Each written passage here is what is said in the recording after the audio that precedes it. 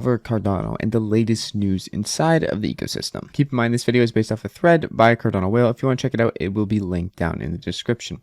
Now, lots of things are going on in Cardano, and even though the price of Cardano is down significantly, things keep building, and that's great. The first thing it's building and is very exciting, I made a video on it earlier this week, is Hydra and the scaling solution for Cardano being put onto testnets and demos, especially at Rare Bloom, a Cardano live event by SundaySwap, showcasing it, and basically transactions going off one after another instantly. A good layer 2 solution, and it's looking pretty promising and getting a lot of excitement around the whole Cardano community. Next up, we have an NFT project, one that I've made quite a few videos on and a heavy investment in a little while back, and I still have all my assets so far. And that is Makasi. They've been doing some things. They've been building some things, including a game or a pet game, and a lot of screenshots of their project, a lot of things going on in the market, and a lot of just overall good developments in this section of Cardano, which is NFTs, especially not only with this project, but a bunch more. And we'll get into some of those in just a sec here. As you can see here, Cardano activity is overall growing. NFT volume hit 3 million and 2.8 million ADA on the 17th and 18th of October, solidifying Cardano as the third largest NFT protocol, with OpenSea NFT statistics tracking that.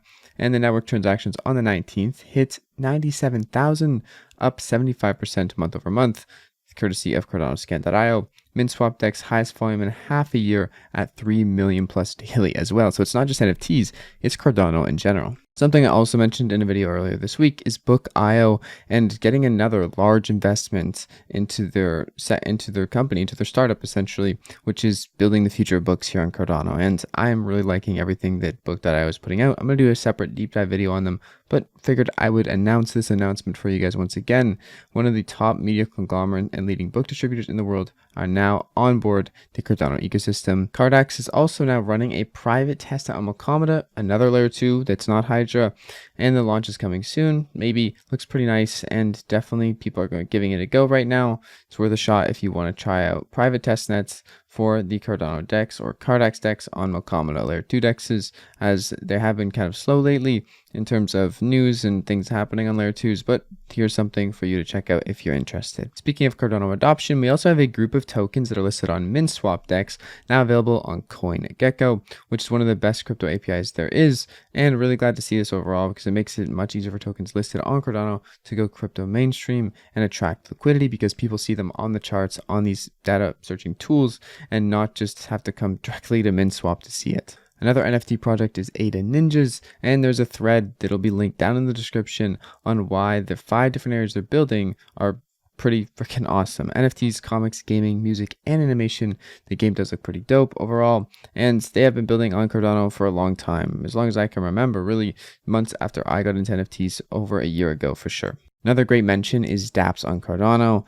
Basically the go-to stop for Cardano dApps, and to see what's going on with all the dApps on Cardano, don't forget to check it out. This will also be linked down in the description. AxoTrade has been on a tear of interviews, including an interview with Army of Spies and also myself. If you want to check these 2 interviews out, they will also be linked down in the description through Whale's thread or through my tweet. And this is overall just because Axo is building something really special. I have separate videos on Axo, and I'll also link those in the description. But that is great news to see that people are getting attention to something that is coming to bring not only new DeFi users, but traditional finance users over to Cardano too in a big way.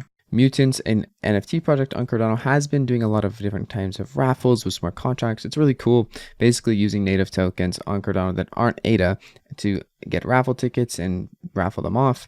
And this has been going pretty well, and they're now announcing the ability to create raffles on mobile, plus user experience and user interaction enhancements and overall bug fixes. People often ask why Cardano, and Input Output has formed quite a few interesting infographics to put some information into concise manners. If you want to check them out, you can pause the video now. I'm not going to go over them right now because most of you probably already know these, honestly, but having them here to share with people is really important, and this will also be linked down in the description when we come to it in the Whale thread. Claymates came out with some big news, another NFT project on Cardano, lots of NFT things going on, and shared a glimpse of their Sonic Village Hub in Clay Nation, their upcoming virtual festival and events environment. And I'm going to be honest, it looks pretty awesome. I mean, I've seen some other NFTs and some metaverses and some interactable areas, and this is probably one of the best ones I've seen so far, and especially because it's made of clay, or at least it looks that way, and it's pretty awesome.